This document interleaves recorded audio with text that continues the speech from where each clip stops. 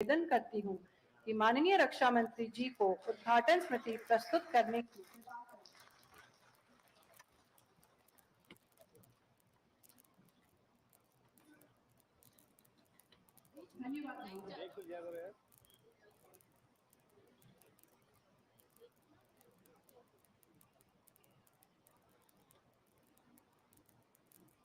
कार्यक्रम को समापन की ओर रक्षा मंत्री बनने के बाद यदि हम बीआरओ के ही संदर्भ में बात करें, जिस विषय को लेकर के आज ये कार्यक्रम आयोजित है, तो सड़कों का जाल बिछ गया।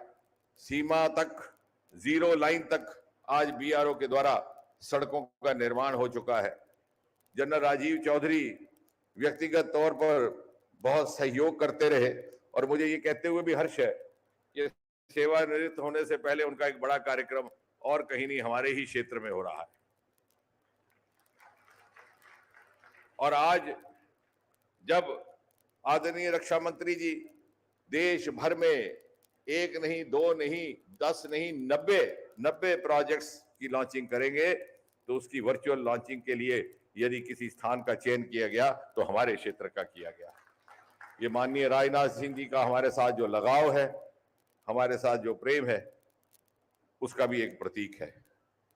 गत 9 वर्षों में यहां इतने पुल बन गए, लगभग 200 से अधिक तो मेरे ही चुनावी क्षेत्र में।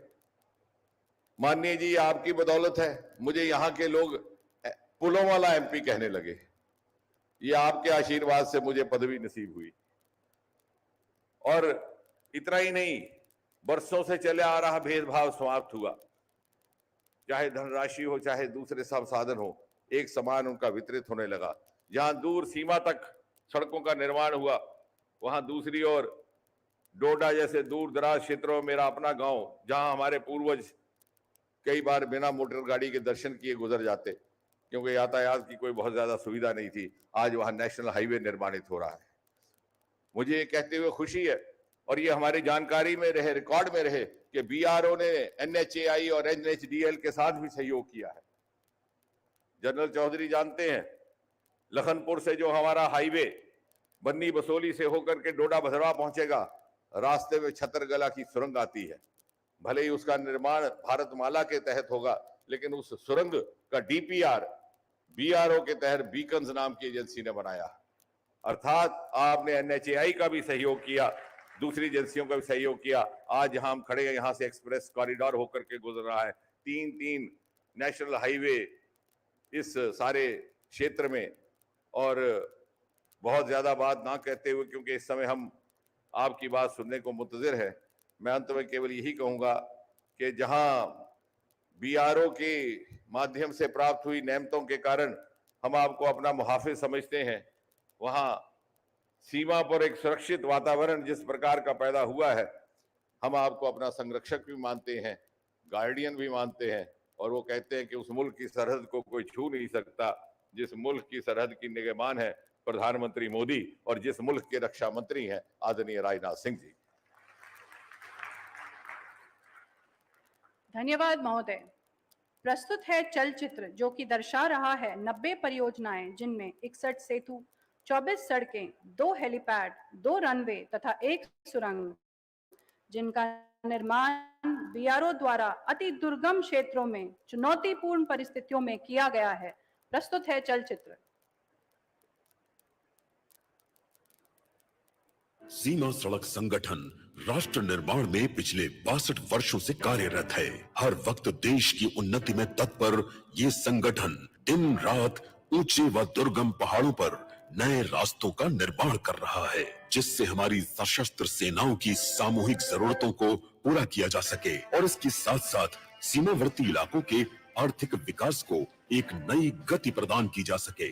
सीमा सड़क संगठन एक बहुमुखी, प्रशिक्षित और उन्नत तकनीकों से सुसज्जित इकाई के रूप में अंतर्राष्ट्रीय स्तर पर अपनी छवि तैयार कर चुका है। ये संगठन भारत की नई तस्वीर बनाने में दक्षता और आधुनिकता का सबसे सार्थक रंग बुनने का सामर्थ्य रखता है। बीआरओ ने खुद को दुनिया की एक प्रतिष्ठित निर्माण इकाई के रूप में सहायता मिलेगी। इन परियोजनाओं से केंद्र शासित राज्य जम्मू एवं कश्मीर लद्दाख, हिमाचल प्रदेश एवं उत्तराखंड में आर्थिक विकास के साथ साथ पर्यटन को भी अत्यंत बढ़ावा मिलेगा तथा पूर्वोत्तर राज्यों में 32 नए पुलों और 18 नई सड़कों, 2 नए रनवे एवं नैचिपु सुरंग के निर्माण से आदरणीय प्रधानमंत्री जी के एक्ट नॉर्थ ईस्ट पॉलिसी को बढ़ावा मिलेगा और वहां के आर्थिक विकास में तेजी आएगी।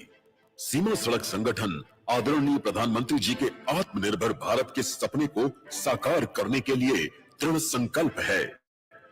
सीमा सड़क संगठन हमेशा से ही देश की प्रगति के लिए प्रतिबद्ध है तथा संकल्पित है। कर्मयोगी संगठन के ध्येय वाक्य श्रमेण सर्वम साध्यम का अनुसरण करते हुए ये भारत निर्माण में अग्रसर है।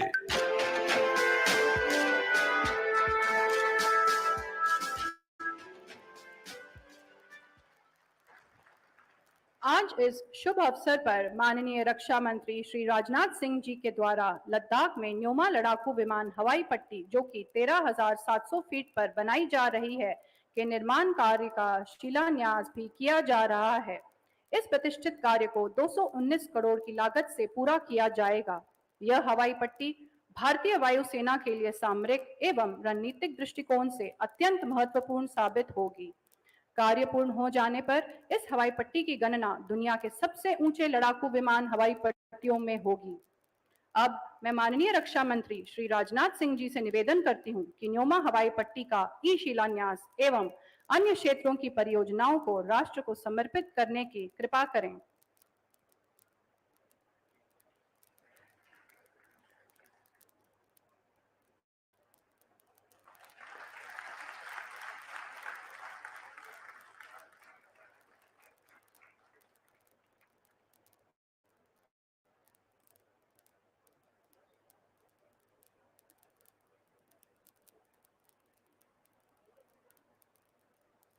बीआरओ द्वारा सड़क निर्माण से राष्ट्रीय रक्षा क्षमताओं को मजबूती मिली है और विभिन्न राज्यों में सामाजिक आर्थिक परिवर्तन भी हुए हैं। बीआरओ ने पड़ोसी देशों जैसे भूटान की सड़क निर्माण में भी महत्वपूर्ण भूमिका निभाई है। सीमावर्ती राज्यों के विकास में बीआरओ के बहुमूल्य योगदान पर आधारित सार तैयार किए गए हैं, जो कि बीआरओ कर्मयोगियों के समर्पण एवं निस्वार्थ सेवा को दर्शाते हैं। इसी संदर्भ में मैं माननीय रक्षा मंत्री जी से आग्रह करती हूं कि वे इन राज्यों पर आधारित सार संग्रह का विमोचन करने की कृपा करें। पहला, जम्मू कश्मीर।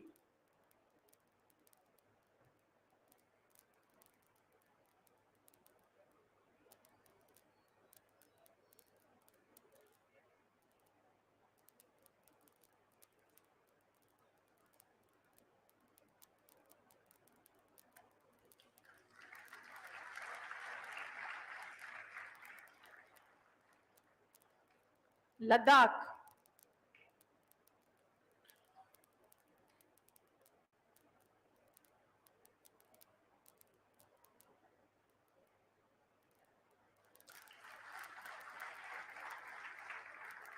सिक्किम।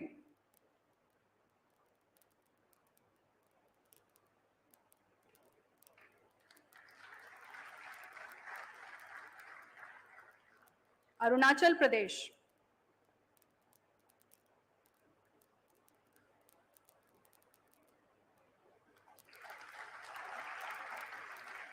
भूटान।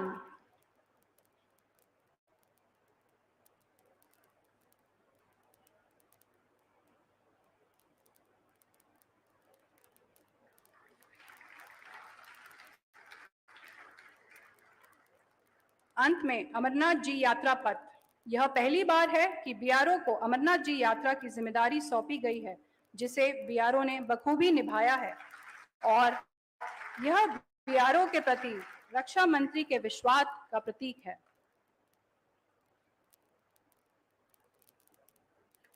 अब मैं माननीय रक्षा मंत्री जी से निवेदन करती हूं कि वे इस शुभ अवसर पर अपने बहुमूल्य वचनों से हम सभी का हौसला बढ़ाते हुए हम सभी का मार्गदर्शन करें। माननीय रक्षा मंत्री जी।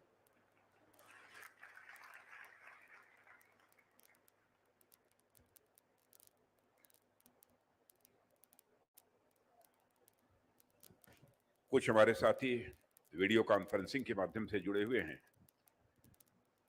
ऐसे हमारे अरुणाचल प्रदेश के चीफ मिनिस्टर श्री पेमा खांडू जी और मंच पर मौजूद डॉक्टर जितेंद्र सिंह जी, जिनका यह संसदीय निर्वाचन क्षेत्र है, और हमारे भारत सरकार के मंत्री हैं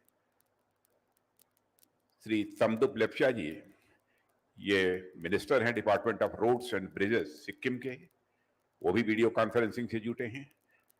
कर्मा भूटिया जी, ये भी मिनिस्टर ऑफ फॉरेस्ट हैं सिक्किम गवर्नमेंट के, ये भी वीडियो कॉन्फ्रेंसिंग से हैं। और हमारे जुगल किशोर जी शर्मा, जो यहीं जम्मू के मेंबर ऑफ पार्लियामेंट हैं, और Shri Phangnon Konyak, member of parliament Rajya Sabha, ये भी वीडियो कॉन्फ्रेंसिंग से जुड़े हैं। और lieutenant general Rajiv Chaudhary, director general border road, और air marshal Shri Pankaj Sinha, AOC-INC western वायु कमांड, और बहुत सारे राज्यों के वीडियो कॉन्फ्रेंसिंग से जुड़े हुए हमारे सभी प्रतिनिधिगण, अधिकारी वर्ग, बॉर्डर रोड ऑर्गेनाइजेशन के सभी कर्मयोगी, मीडिया के मित्रों, अन्य देवियों व सज्जनों, जब भी बॉर्डर रोड ऑर्गेनाइजेशन के किसी कार्यक्रम में शिरकत करने के लिए जाता हूं और जब उनके कामों को मैं देखता हूं तो निश्चित रूप से हमारी खुद की हौसला अफजाई होती है।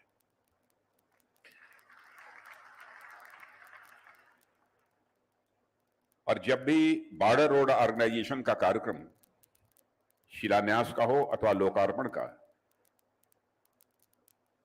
उसमें भाग लेने के लिए जब हमारे डायरेक्टर जनरल के द्वारा कहा जाता है तो सहज रूप से मैं अपनी स्वीकृति भी उसे दे देता हूं। और जिस तरीके से बॉर्डर रोड ऑर्गेनाइजेशन ने विगत कुछ वर्षों में अपनी जिम्मेदारी का निर्वाह किया है, क्योंकि प्रत्यक्ष मैंने उसे अपनी आंखों से देखा है, मैं कह सकता हूं कि उसकी जितनी भी सराहना की जाए वह कम है। मैं यही डायरेक्टर जनरल चौधरी जी से बात कर रहा था कि कितने वर्षों में कितने रोड्स का, ब्रिजेस का और टनल्स का हमने लोकार्पण किया है। तो उन्होंने कहा पिछले 2.5 वर्षों में 205 का किया है और आज 90 और कर रहे हैं, यानी 295 यह पूरा हो जाएगा।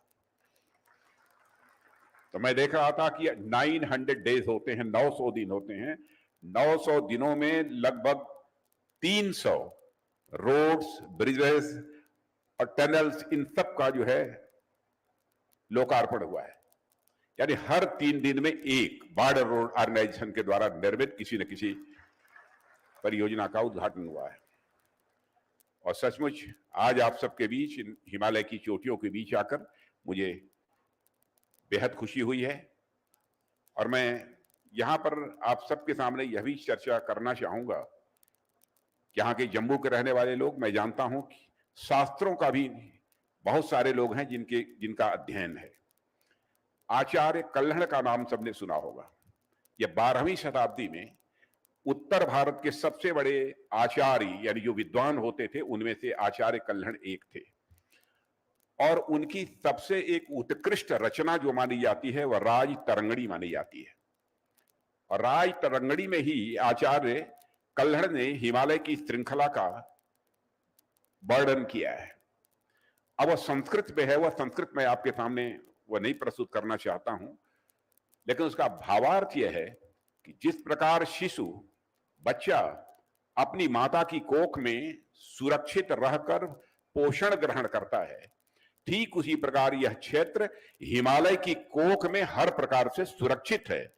और उसमें एक योगदान मैं बॉर्डर रोड ऑर्गेनाइजेशन का भी मानता हूं।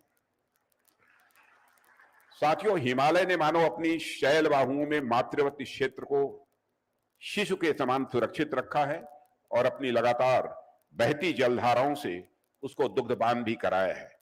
आज अगर जम्मू इतना रमणीय दिख रहा है तो इसका एक बड़ा कारण है हिमालय। भारत के लिए एक प्राकृतिक सीमा के रूप में काम करते हुए हिमालय ने हमेशा ये हमारे भारत की रक्षा की है। आप लोग जानते होंगे कि एक समय रशिया के बारे में ऐसा कहा जाता था कि उस रशिया के पास आर्मी, नेवी और एयरफोर्स के अलावा एक जनरल विंटर का एडवांटेज है। रशिया के बारे में कहा जाता था विंटर सीजन में रूस पर आक्रमण करना एक तरह से विरोधियों के लिए अपने पैर पर कुल्हाड़ी मारने जैसा माना जाता था। नेपोलियन से लेकर हिटलर तक जिन लोगों ने भी जाड़े के समय में, विंटर सीजन में रूस की ऊपर आक्रमण करने की कोशिश की अथवा रूस की तरफ अपना रुख किया, उनको वहां जनरल विंटर यानी जिस समय की बहुत ही ठंड रहती है उसका सामना करना पड़ा, और जिसने भी आक्रमण करने की कोशिश की उसे मुंह की खानी पड़ी है। जो भूमिका जनरल विंटर ने रशिया के लिए निभाई, मैं मानता हूं कि लगभग वही भूमिका हिमालय ने भी भारत के लिए निभाई है। हिमालय ने एक जनरल के रूप में हमेशा भारत की रक्षा की है। साथियों, अल्लामा इकबाल ने किसी समय लिखा था, आप सभी लोग इससे परिचित होंगे, कि पर्वत वो सबसे ऊंचा हमसाया आसमां का, वो संतरी हमारा वो पांचवां हमारा। पांचवां मतलब होता है पहरेदार। हिमालय को लेकर बिल्कुल यह उन्होंने सही लिखा था, ऐसा मैं मानता हूं। साथियों, हिमालय के इन दुर्गम इलाकों में सड़कों का निर्माण करके आप लोगों ने भारत की रक्षा करने में हमारी आर्म्ड फोर्सेस की काफी मदद की है। और मुझे याद है कि एक बार मैं बीआरओ को ब्रो यानी ब्रदर कहकर संबोधित किया था। ब्रदर को लोग बोलचाल की भाषा में भाई को ब्रो कहते हैं। यह कहकर बॉर्डर रोड ऑर्गेनाइजेशन यानी बीआरओ को हमने संबोधित किया था। बीआरओ नहीं है, ब्रो है। सीमाओं पर इंफ्रास्ट्रक्चर का निर्माण करके बीआरओ ने आर्म्ड फोर्सेस के ब्रो की भूमिका निभाई है, ऐसा मैं मानता हूं। और जिस तरह से आप अपने कार्यों के माध्यम से सीमावर्ती इलाकों में इंफ्रास्ट्रक्चर डेवलपमेंट कर रहे हैं, वह भारत की सीमाओं को तो सुरक्षित बनाता ही है, साथ ही साथ इस क्षेत्र की सोशियो इकोनॉमिक डेवलपमेंट यानी सामाजिक आर्थिक विकास में भी अपनी बहुत ही महत्वपूर्ण भूमिका का निर्वाह कर रहा है। इसलिए यदि मैंने बॉर्डर रोड ऑर्गेनाइजेशन को ब्रो कहा था, तो मैं यह मानता हूं कि यह बिल्कुल सही था। आप सही मायनों में हमारे आर्म फोर्सेज और भारत के लिए ब्रो हैं, यह मैं बॉर्डर रोड ऑर्गेनाइजेशन के संबंध में कहना चाहूंगा। और साथियों, मुझे बताया गया है कि आज 90 प्रोजेक्ट्स का इनॉग्रेशन हो रहा है, जिसमें अनेक रोड्स, ब्रिजेस, रनवेज, हेलीपैड और टनल शामिल हैं। और मुझे ध्यान आता है कि एक समय था जब बीआरओ के द्वारा किसी प्रोजेक्ट की शुरुआत की जाती थी तो सबसे पहले उस प्रोजेक्ट को शुरू होने में ही काफी लंबा समय लग जाता था, और यदि सौभाग्य से प्रोजेक्ट प्रारंभ में शुरू भी हो गया तो उसमें ऐसी कागजी अड़चनें भी आती थी कि उन्हें खत्म होने में एक बहुत लंबा समय लग जाता था। यानी बीआरओ के प्रोजेक्ट्स का इनॉग्रेशन लंबे अंतराल के बाद हुआ करता था। लेकिन अब तो मुझे आए दिन यह सुनने को मिल जाता है कि बॉर्डर रोड ऑर्गेनाइजेशन ने फला जगह पर प्रोजेक्ट की शुरुआत कर दी है, तो वही फला जगह पर प्रोजेक्ट कंप्लीट भी कर लिया है। यह जानकारी बराबर मिलती है। प्रोजेक्ट्स का इतनी तेजी से पूरा होना आप सभी कर्मयोगियों की मेहनत, लगन और हमारी सरकार की मोदी जी के नेतृत्व में जो पॉलिटिकल कमिटमेंट है, एक राजनीतिक जो प्रतिबद्धता है, उसका परिणाम मैं मानता हूं। और हमने बॉर्डर रोड ऑर्गेनाइजेशन के साथ मिलकर यह भी सुनिश्चित किया है कि देश की सुरक्षा और सीमावर्ती क्षेत्रों में विकास को लेकर हम पूरी तरह से प्रतिबद्ध हैं। और आज जिस इफिशियंसी से आप लोग काम कर रहे हैं, बीआरओ के लिए कहना चाहता हूं, जिस इफिशियंसी से आप लोग इस समय काम कर रहे हैं और जितनी तेजी से प्रोजेक्ट्स को भी पूरा करने का काम कर रहे हैं, उसके लिए मैं आप सभी को तहे दिल अपनी हार्दिक बधाई भी देता हूं। इन प्रोजेक्ट्स के जल्दी खत्म हो जाने के कारण मुझे आप लोगों से जल्दी जल्दी मिलने का अवसर भी मिलता रहता है, और मैं इतनी बार आप लोगों के बीच आ चुका हूं। कभी डॉक्टर जितेंद्र सिंह जी बतला रहे थे, जुगल किशोर जी, कभी कुछ ही समय पहले आप यहां से थोड़ी दूर पर आए थे। मैं इतनी बार आप लोगों के बीच आ चुका हूं कि कई बार तो मुझे ऐसा लगता है कि अब आपके बीच आऊंगा तो मैं बोलूंगा क्या, क्योंकि हर बार कोई ना कोई बात बोल चुका हूं। मतलब मेरे शब्द कम पड़ जाते हैं बॉर्डर रोड ऑर्गेनाइजेशन के कार्यक्रमों में जब मैं आता हूं। साथियों, आप सभी देश के सीमावर्ती इलाकों में इंफ्रास्ट्रक्चर डेवलपमेंट का कार्य करते हैं। एक से बढ़कर एक कठिन दुर्गम जो इलाके हैं जहां पर पांव रखना भी लगभग या मुश्किल होता है, वहां भी आपने रोड्स, टनल, ब्रिजेस का जाल बिछा दिया है। लेकिन साथियों, मेरे हिसाब से आपकी यह सफलता मात्र इस बात पर में नहीं है कि आपने देश के दुर्गम इलाकों में कोई सड़क बना दी है या कोई बहुत बड़ा ब्रिज बना दिया है। निश्चित रूप से यह काम तो कठिन है ही, और यदि आप उस कठिन काम को पूरा करते हैं, यह आपकी सफलता का ही एक मापदंड है, आपकी सफलता का ही एक मानक है। लेकिन सही मायने में आपकी सफलता इस बात के लिए नहीं है कि आप किस प्रोजेक्ट को पूरा कर देते हैं। आपकी असली सफलता तो यह है कि इतने दुष्कर और मुश्किल से दिखने वाले कामों को भी आपने अपनी मेहनत से बहुत आसान बना दिया है। अब देश के लोग बॉर्डर एरियाज में इंफ्रास्ट्रक्चर डेवलपमेंट को कोई बड़ी उपलब्धि नहीं बल्कि उसे नॉर्मल मानने लगे हैं, और किसी एम्बिशियस प्रोजेक्ट, महत्वाकांक्षी परियोजना को शुरू करना और उन्हें समय पर पूरा करना न्यू इंडिया का यह एक न्यू नॉर्मल बन चुका है, मैं ऐसा मानता हूं।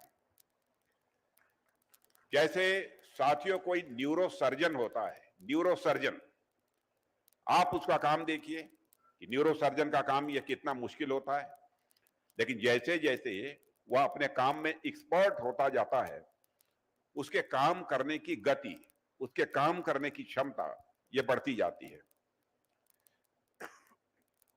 अपने शुरुआती समय में कोई न्यूरो सर्जन बामुश्किल एक दिन में कोई एक सर्जरी कर पाता है, लेकिन जैसे जैसे वह एक्सपर्ट होता है उसके लिए वह चीज बहुत ही आसान होती जाती है, और एक समय आता है कि वह एक दिन में 3-3, 4-4 सर्जरी करने लगता है।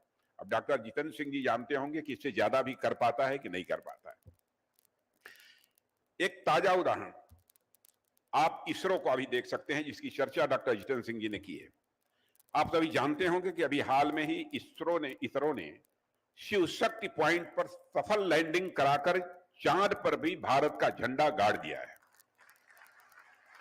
लेकिन एक समय वह भी था जब इसरो एक सैटेलाइट तक भी नहीं छोड़ पाता था। हम दूसरे देशों के पास जाकर अपने सैटेलाइट्स को लॉन्च करने के लिए आग्रह करते थे, लेकिन धीरे धीरे इसरो अपनी मेहनत व लगन से इस काम में इतनी ज्यादा एक्सपर्टीज हासिल कर ली है, इतना एक्सपर्ट बन गया है कि आज स्थिति पूरी तरह से बदल चुकी है। आज इसरो चांद और मंगल तो क्या सूरज तक अपने हाथ फैला रहा है।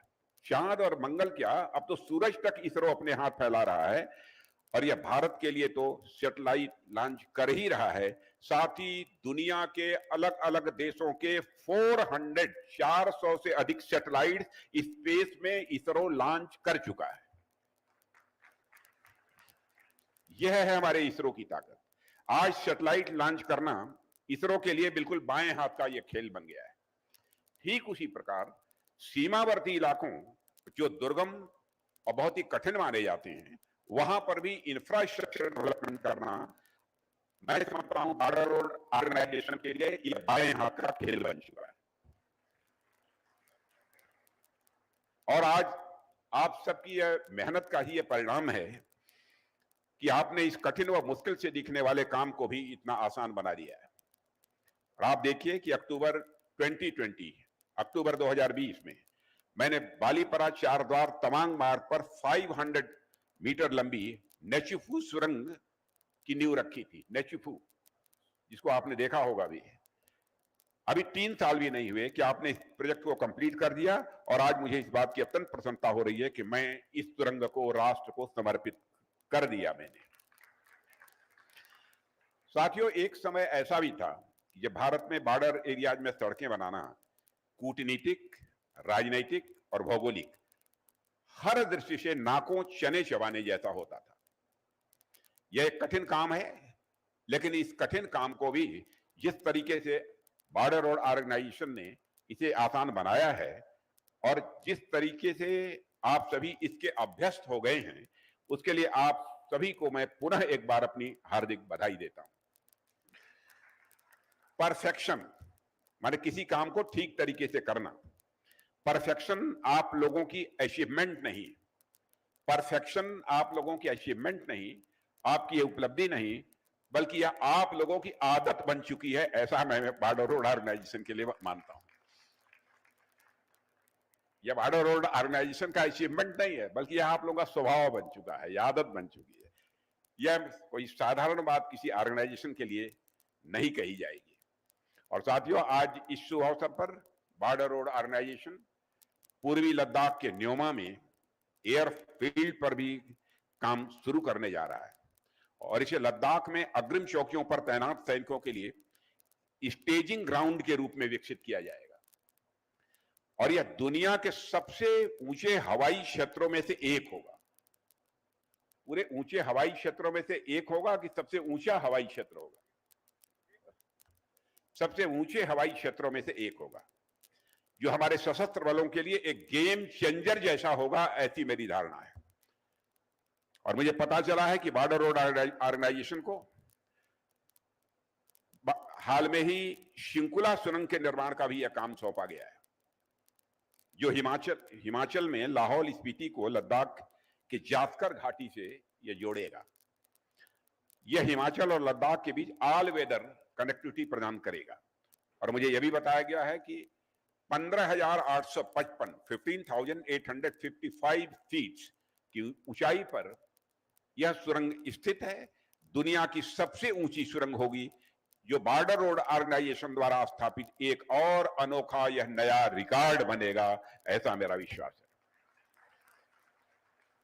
है। ऐसे अनेक प्रोजेक्ट्स हैं जिन पर काम करते हुए बॉर्डर रोड ऑर्गेनाइजेशन ने न सिर्फ नए रिकॉर्ड्स बना रहा है, बल्कि सीमावर्ती इलाकों में इंफ्रास्ट्रक्चर का भी डेवलपमेंट कर रहा है और राष्ट्र की सुरक्षा में अपना महत्वपूर्ण योगदान भी दे रहा है।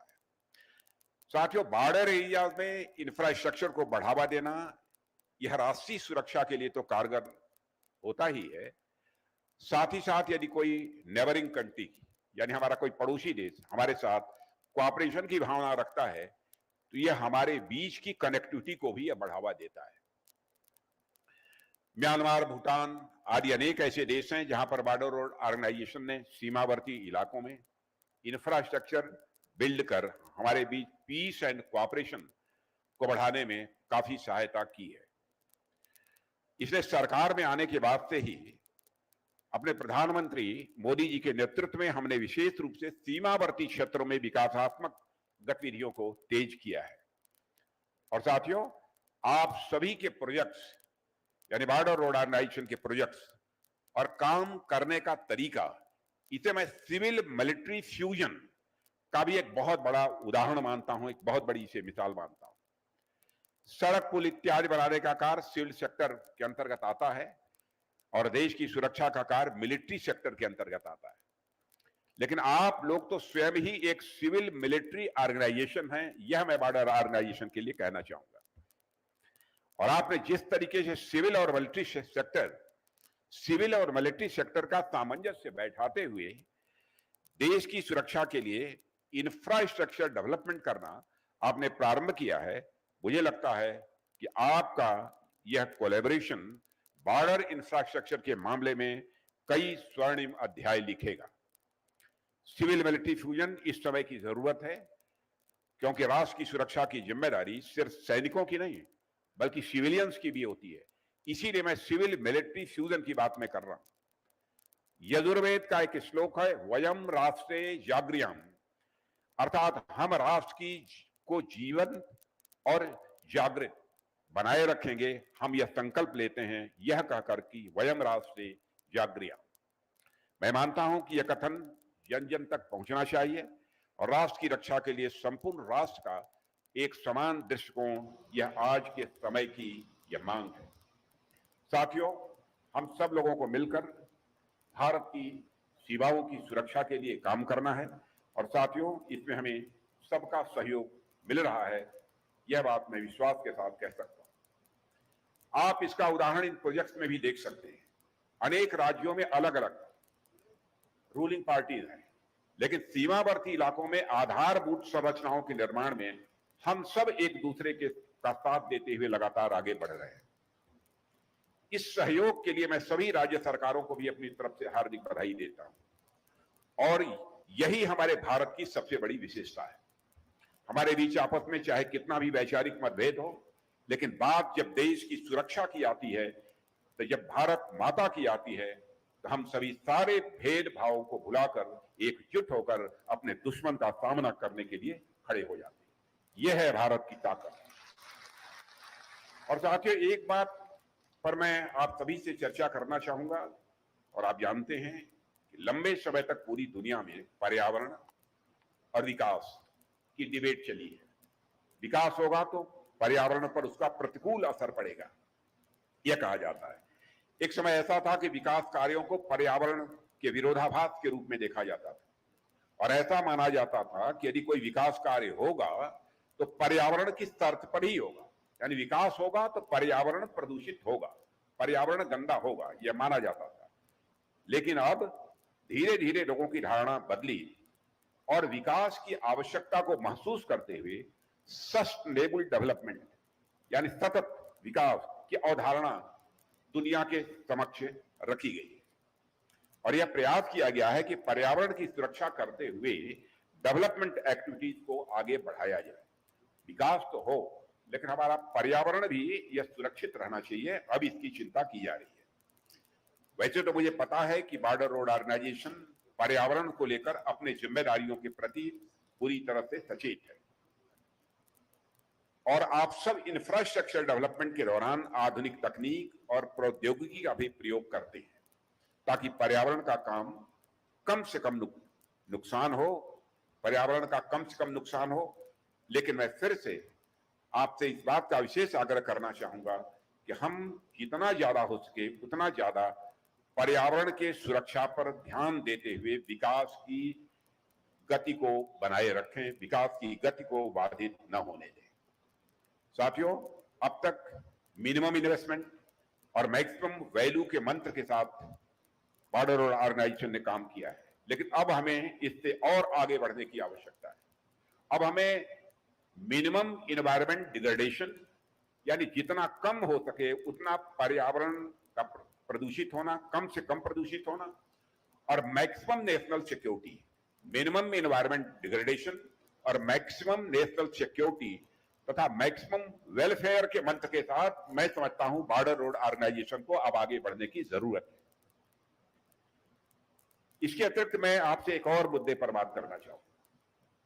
जैसा कि मैंने अभी जिक्र किया कि आपका जो काम करने का तरीका है वह सिविल लिबर्टी फ्यूजन का एक बहुत बड़ा उदाहरण है।